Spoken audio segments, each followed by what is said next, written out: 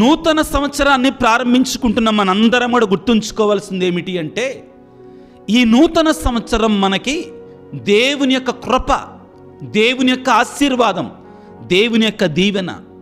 ఈ నూతన సంవత్సరం పిల్లారా మనకి దేవుని యొక్క కార్యం, దేవుని యొక్క నూతనమైన కార్యముగా మనం భావించాలి.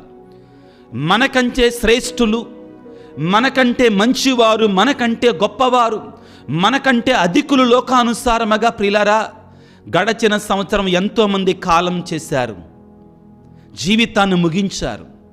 కానీ దేవుడు నిన్ను నన్ను ఇంకా బ్రతికించి ఉంచాడు అంటే, దేవుడు నాకు నీకు ఇంకా ఈ నూతన సంవత్సరంలో అడుగుపెట్టేటువంటి అనుగ్రహాన్ని, కృపను దయచేశాడు అంటే దేవునికి ఒక ప్రణాళిక ఉంది. దేవుడు ఏదో నూతన కార్యాన్ని చేయడానికి సిద్ధపడుతున్నాడు. దీనిని మనం విశ్వసించాలి. ఇది దేవుని యొక్క వాగ్దానముగా మనం స్వీకరించాలి. మన హృదయాన్ని తెరచి ఆ యొక్క నూతనమైన కార్యాన్ని విశ్వాసముతో, లోకానుసారముగా కాదు బిడ్డలారా, నమ్మకముతో, దేవుని మీద అపారమైనటువంటి ఆశతో, నిరీక్షణతో ఆహ్వానించుకోవాలి. యెషయా గ్రంథము 43వ అధ్యాయము 19వ వచనములో ఈ విధంగా సెలవిస్తున్నాడు.